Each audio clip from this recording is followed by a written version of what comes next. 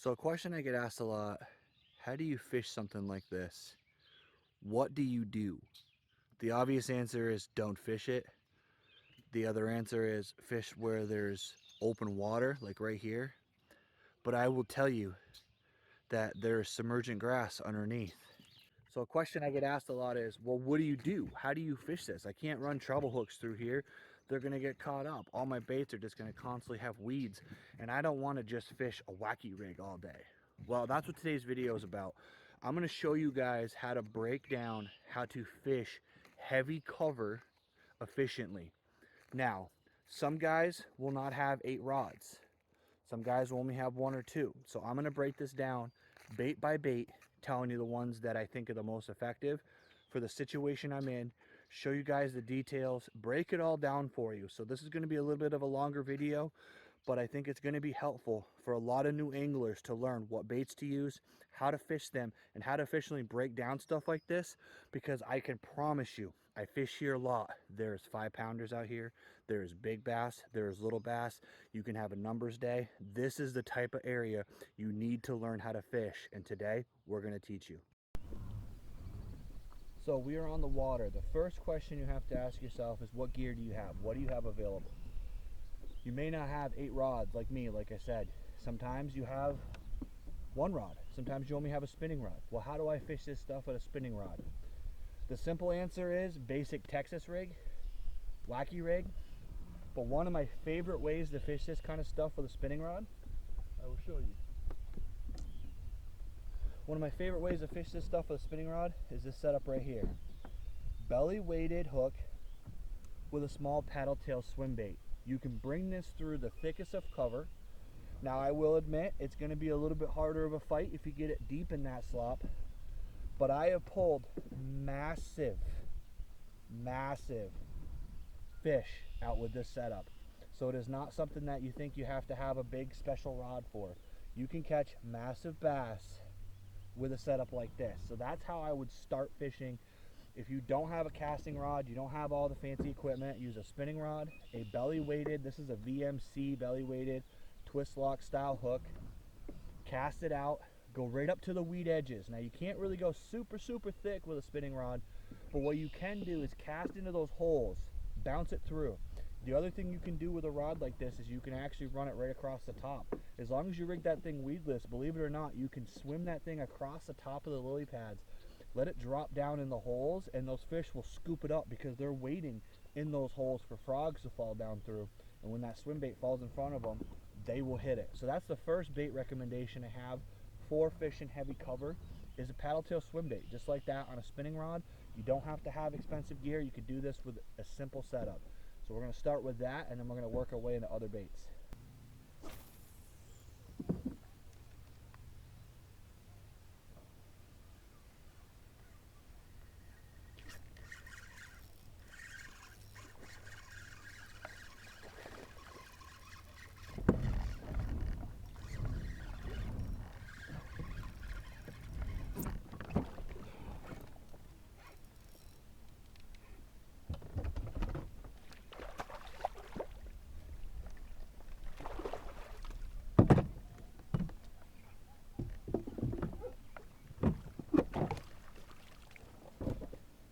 Good sized bass.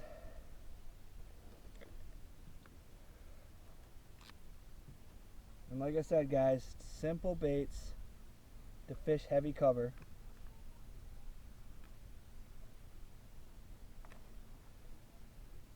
All that was paddle tail swim bait results in a bass that big. So that's it, guys. It's that simple. Slow rolling that bait. When you feel that weight, swing that hook, and that's a perfect example. This little tiny bait, because it comes through the grass so well, caught on a spinning rod. It's that easy, guys. So you just got to keep working at it. Don't let this type of vegetation, don't let heavy grass intimidate you. I know a lot of fishermen will say, I can't fish that because there's no way to get a hook through there. I just did it, and that's proof right there of how you can do it. So now for the next lesson, what do you do when you're fishing heavy pads, grass so thick that you can't even get that swim bait through it while you fish over it? This right here, it's called a Scum Frog. I'll put a link down in the description below. This is a hybrid between a hollow belly frog and a buzz toad. And what that accomplishes is allows you to cast it over top of the lily pads, over top of the super thick vegetation, bring it back, those little feet kick, and it draws the fish to it, and they come out of the water to hit this thing. This is, again, a bait you can fish with a very simple setup. I recommend fishing it on a casting reel only because once they hit that bait and they pull it down into that vegetation, you're going to run into a little bit of a tougher fight if you're not using the right type of gear. But you don't need an expensive setup. You can do any medium heavy casting rod that you can afford.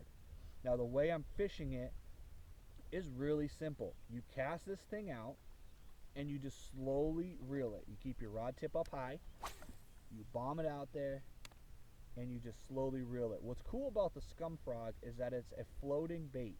So you can pause it at times. If you find a spot that has a hole in it, you can kind of give it a quick hesitation, quick little stop pause. And what that does is it makes that bait sit in the strike zone just a little bit longer, gives them bass a little bit better look at it. The other thing about it that's kind of nice is you don't have to have a special reel or anything to bring it back fast enough to keep it on the surface, because it will just automatically stay there for you. So you cast it, you let it sit there for a minute, see if the bass are enticed by just it landing there, but then also you reel it back and it has those little feet, creates a bubble trail, and ultimately it's a really effective way to fish topwater without having to use specialized gear. Get nip at it. They're trying to actually, I found out why that is actually. Like that one right there.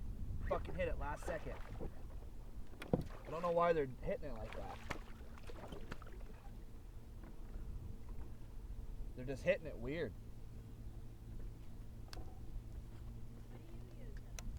Chatterbait.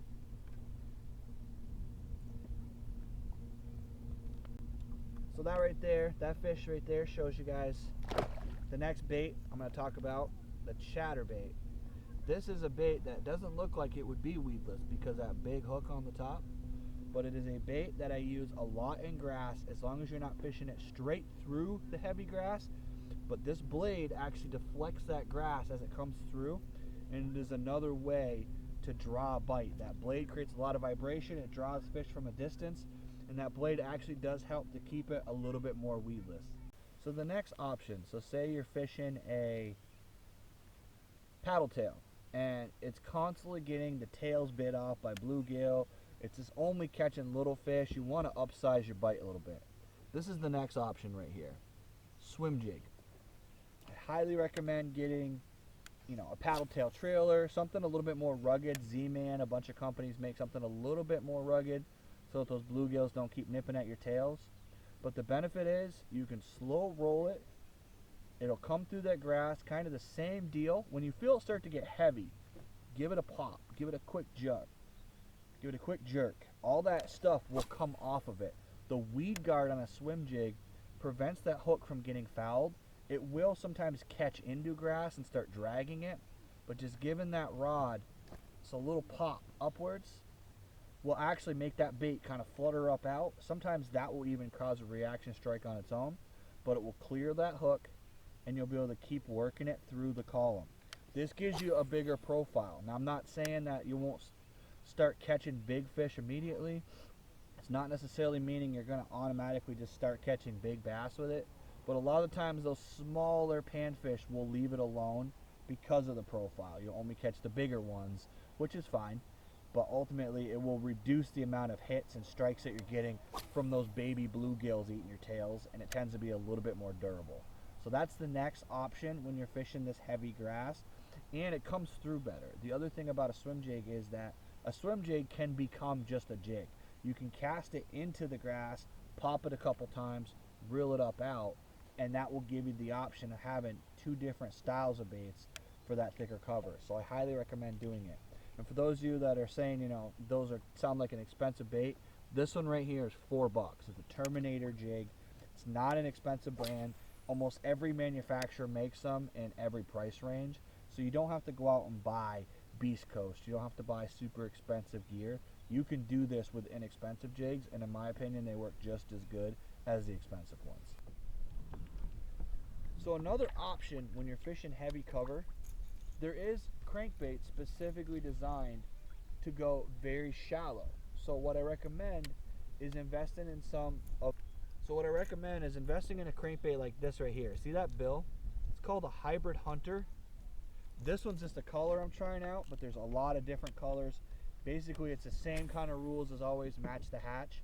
What's nice about these hybrid hunters is that if you reel them really slow, they will sit maybe a foot, maybe two if you reel faster, below the surface of the water.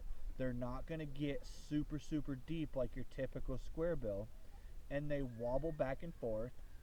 And when you reel them slow, they have a really good action. And what that accomplishes is it allows you to stay just above that grass, just above that submergent vegetation. Now, you're not going to be able to do this if you're fishing where the grass is up above the water, but if it's just below the water where it's really hard to work any bait down through because the grass is so thick below the surface, but you have a little bit of surface between the top of the water and that grass, this is a perfect opportunity to throw a crankbait, slow roll it. It's got that tight wobble, and you will end up having those fish launch out of that grass and come up and smoke this thing. So it's another option, and again, it's a bait that in reality you could throw on a spinning rod. You can throw on an inexpensive bait caster. You do not need expensive gear. If you guys aren't getting the moral of the story, this year my theme is really talking about how you can do this for inexpensively.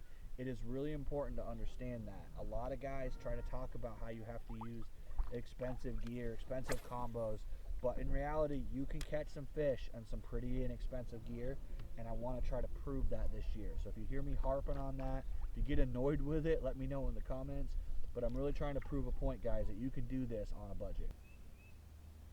Nice little fish right there. I will admit I went a little deeper, decided to change things up and fish a Squarebill. Now, I'm not saying you can't use Squarebills in grassy areas. They're actually specifically designed to be able to deflect off a cover, but super thick stuff like what we were fishing earlier, I don't recommend it. But that right there was a 6-cent Squarebill. Just slow rolling it along the tops of the cover. So I guess in a way you could call that a fishing heavy cover bait. If you're fishing somewhere where you can get across the tops of the grass, somewhere where you have the ability to slow roll it and have it not just get constantly bogged down, I recommend it because it is a small profile. It's obviously a tried, true, tested style of fishing. The trick is with those travel hooks, you got to make sure that you get one that doesn't dive super deep. You don't want one of those ones that's diving down below the grass level. So there's a lot of Squarebills that'll dive 1 to 2, 3 to 5, things like that. So you have to take into account that you have to have enough water between the surface and the grass, and that will accommodate for how far that bait's going to dive. But if you reel it slowly, you work it really, really slowly, just enough where you feel the wobble, you feel the tick in your rod, it will stay a little bit shallower. It won't dive as deep, and you can work it across the top and get hits like that. Alright guys, we're going to wrap the video up here. I actually ended up going out deeper trying to find some more bass, and it didn't work out. So kind of proves my point overall. I went out way out offshore, got in the deeper water where there was no vegetation, and managed to catch nothing. So staying in the slop, staying in the thicker vegetation probably would have been my best bet, and that's something that I really just want to emphasize. If you guys are fishing a place that's heavily matted, just adjust your bait selection, just adjust your techniques. Don't necessarily skip over an area because you think it's going to be too difficult to fish, because a lot of people have that same mentality and they'll overlook an area that has a lot of big bass that are just hanging out there because no one messes with them. So I hope this information helps you guys out. I thought it was kind of a different way of presenting a bass class episode, showing you guys on the water education. I'm definitely going to be trying to do more of this kind of content in the future. If you haven't already, hit that like, hit that subscribe, and as always, let's get out there, catch more fish.